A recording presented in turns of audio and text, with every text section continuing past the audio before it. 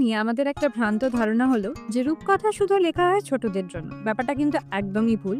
আসলে রূপকথায় রূপকের অন্তরালে জীবনের অনেক শিক্ষা দেওয়ার চেষ্টা করা হয় এবং অনেক মরাল স্টোরিজ, মানুষের অনেক ডার্ক সাইড দেখানোর চেষ্টা করা হয়। এবং এই কারণে যেটা আসল ভার্সন যেকোনো রূপকথা, সেটা আমরা যদি দেখি আমাদের ঠাকুমার ঝুলি বা ঠাকুরদার ঝুলি হোক, বা বিদেশের হ্যান্স ক্রিস্টিয়ান অ্যান্ডারসনের রূপকথা বা গ্রিন ভাইদের রূপকথা, সেখানে দেখতে পাবে যে আসল গল্পগুলো কিন্তু ভীষণই ডার্ক এবং হ্যাপি এন্ডিংও নেই। তার কিছু সেন্সার্ড ভার্সন, কিছুটা হ্যাপি এন্ডিং দিয়ে, কিছুটা হালকা করে ছোটদের জন্য আমরা প্রেজেন্ট করি পরবর্তীকালে রূপকথায়। তাই রূপকথার কিন্তু তাৎপর্য অনেক এবং রূপকথার অনেক ডেপথ থাকে। আমি ক্ষীরের পুতুল অবনীন্দ্রনাথ ঠাকুরের রিসেন্টলি রিড করেছি এবং এটা নিয়ে আমি একটু কথা বলতে চাই। প্রথম কথা হচ্ছে যে ক্ষীরের পুতুল একটা আইকনিক লেখা, একটা কিংবদন্তি লেখা, যেটার কোনো প্যারালাল নেই। এবং এই লেখা থেকে কত যে রূপকথা পরবর্তীকালে রিরাইট করা হয়েছে তারও ইয়ত্তা নেই। কিন্তু সবচেয়ে ইন্টারেস্টিং যেটা আমার এখন রিড করতে মনে এলো, যেটা আমার ছোটবেলায় অবশ্যই মনে আসেনি, যে কিভাবে ভালো এবং মন্দের কনসেপ্টটা দুটো রানীর মধ্যে দিয়ে দেখানো হয়েছে, দুয়োরানী এবং সৌরানী।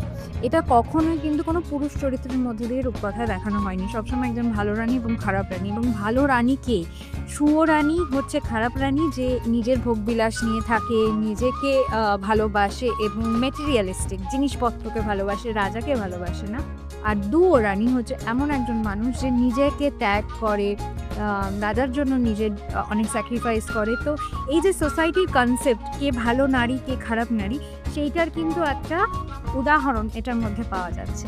এবং এটাও দেখতে হবে যে এই যে স্টিরিওটাইপটা তৈরি করা হয়েছে, এটা এখনও অবধি তোমরা যদি বাংলা সিরিয়াল দেখো তার মধ্যে দেখতে পাবে যে যে ভালো এবং যে ভ্যাম্প, তাদের মধ্যেকার যে পার্থক্যটাও সেই আগেকার দিনের দুয়োরানী সুয়োরানীর মতোই রয়েছে।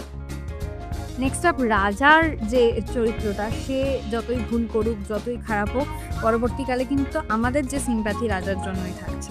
এবং এরকম প্রচুর, এটা আমি জাস্ট একটা তুলে বললাম, এই ধরনের লেখার মধ্যে প্রচুর এরকম রেফারেন্সেস আছে। যেটা আরও একটা সিরিয়াস রেফারেন্স, সেটা হচ্ছে যে ফার্টিলিটি, সন্তান হওয়া বা না হওয়া, সেটা নিয়েও খুব সুন্দর লেখা আছে। তো এই বইগুলো প্লিজ আবার যখন বড় হয়ে পড়বে, তখন নিজের সমাজ চিন্তার লেন্স দিয়ে যদি দেখো, অনেক নতুন জিনিস দেখতে পাবে।